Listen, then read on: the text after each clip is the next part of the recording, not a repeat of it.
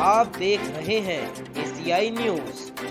सब जानते हैं दिल्ली के अंदर जो है एमसीडी चुनाव हैं और उस चुनाव के अंदर तमाम जो लोग हैं अपनी दावेदारी दे रहे हैं अलग-अलग पार्टी से।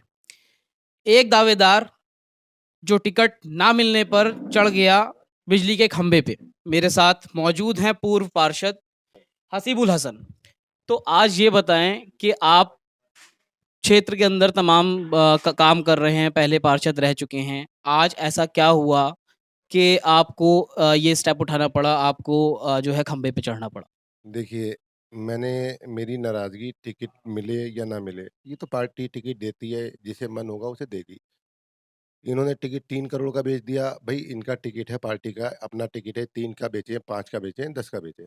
इन्होंने टिकट एक गुंडे मवाली को दे दिया, अब ये इनका अपना निर्णय है, ये गुंडे मवाली को दें, भू-माफिया को दें, जिसे चाहे। ये टिकट बिकता है पार्टी के अंदर, आपसे कुछ डिमांड करी थी पैसे की? मैंने क्या कहा, देखिए, सबसे पहले एक सब्जेक्ट पे आ जाते हैं कि आपने कहा नाराज़गी। पार्टी अपना टिकट, अपनी दुकान का सामान जिसे चाहे उसे बेचे, मुझे कोई दिक्कत नहीं है। 3 करोड़ का बेचे, 10 करोड़ का बेचे। दिक्कत ये थी, ये फ़ाइल है मेरी, इसमें सारे ओरिजिनल डॉक्यूमेंट्स हैं। सारे ओरिजिनल इसके अंदर डॉक्यूमेंट्स हैं। ये फ़ाइल मुझसे मँगाई गई 3 दिन पहले कि आप अपने ओरिजिनल डॉक्यूमेंट्स हमें दे दीजिए। ये पूरे डॉक्यूमेंट्स इसके अंदर हैं, ये सब कुछ इसके अंदर है, हमने दे दिए। अब जब हमारा नाम लिस्ट आउट नहीं हुआ, तो आप हमारे पेपर हमें दे दो। हम ये कल से यही माँग कर रहे हैं कि हमारे पेपर आप हमें दे दो, हमारे पेपर हमें दे दो, हमारे पास पेपर ही नहीं है। अब वो कह रहे कौन इंचार्ज था जिसके पास पेपर थे? कौन ऑथराइज़्ड पर्सन है जो आपको ये वापस करता? ऑथराइज़्ड पर्सन 3 लोग हैं, 4 लोग हैं ये जो देखते हैं पूरा का पूरा, पैसे से लेके सब कुछ का, ये दुर्गेश पाठक, आतिशी और संजय सिंह और मनीष सिसोदिया, ये 4 लोग हैं ऑथराइज़्ड पर्सन। और इन्हीं 4 लोगों ने ये फ़ाइल को, क्योंकि इन जो मेरा जन आधार है यहाँ पे, ऐसा जन आधार है कि मैं इंडिपेंडेंट भी जीतने की ताकत रखता हूँ। इन्हें कहीं न कहीं ऐसा लग गया कि इससे पेपर मँगा लें हम, ताकि कि ये इलेक्शन ही नहीं लड़ेगा और जिस माफ़िया को हमने टिकट दिया है, वो माफ़िया जीत जाएगा। कौन है? किसको आप माफ दी दीपू चौधरी जी हैं, काफ़ी बड़ी हस्ती हैं यहाँ के, अरबों-खरबों-पति बंदे हैं, यही काम है उनका प्रॉपर्टियों का, सारे कब्ज़े-फब्ज़े का काम है उनका सारा। तो ये उन्होंने पेपर हमारे रख लिए। अब हम जब कल से कह रहे हैं कि हमारे पास में समय कम है, आप हमारे पेपर दे दीजिए, प्लीज़ पेपर दे दीजिए, पेपर नहीं दे रहे। आज ये सिद्ध कर दिया है मीडिया ने फिर कि वास्तव में अगर कोई स्तंभ है चौथा, तो वो मीडिया है। जिस तरह से आज मीडिया ने जो लाइव चलाया और जिस तरह से वो पूरे सारे चैनलों पे चला, ऑन द रिकॉर्ड मीडिया के सामने ये पेपर पार्टी के जिला अध्यक्ष संगीत आचार्य जी वहाँ पे देके गए एसीपी के हाथों में। उसके बाद में जनता ने उनका मुँह काला करा।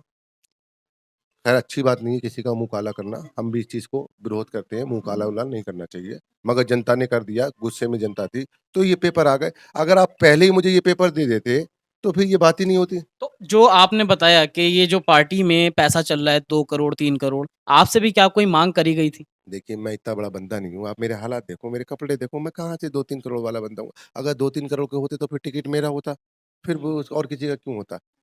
तो ब भई कपड़े देख के भी तो पैसे माँगे जाते हैं मेरे भाई, ऐसे थोड़ी पैसे माँग लिए जाते हैं। अब आपको आपको किसी रिक्शा चलाने वाले से कहोगे ला भई ला 2 लाख रुपए दे, वो कैसे दे देगा? हाँ, कोई लाला बैठा होगा भन-ठन के तो वो तो 2 लाख भी दे देगा। अब जो अभी चुनाव आने वाले हैं उसमें आप दावेदारी निर्दलीय का प्लान कर रहे हैं, क्या प्लान कर रहे हैं चुनाव में?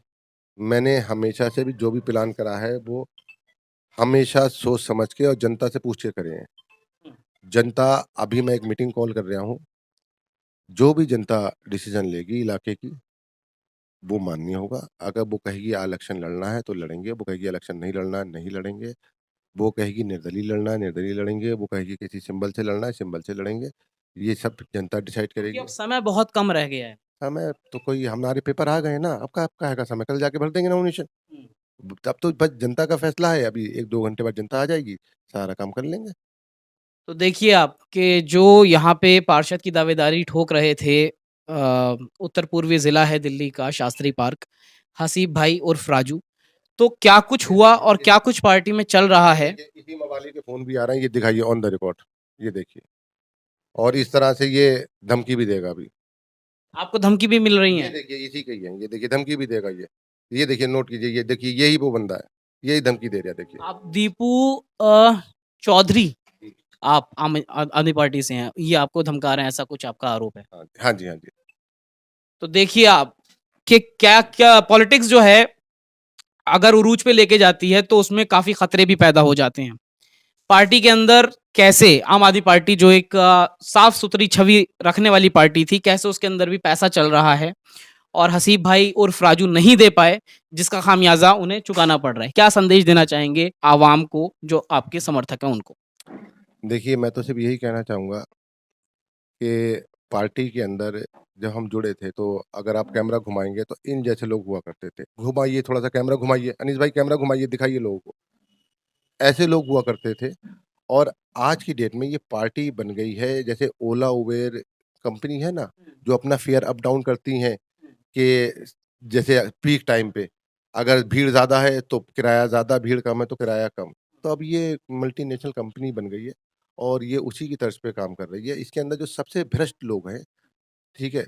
देखिए, मैं अरविंद जी पे तो आरोप नहीं लगा रहा हूँ, मगर जो सबसे ज़्यादा भ्रष्ट लोग हैं इसके अंदर, वो हैं मनीष सिसोदिया, आतिशी, दुर्गेश पाठक और संजय सिंह।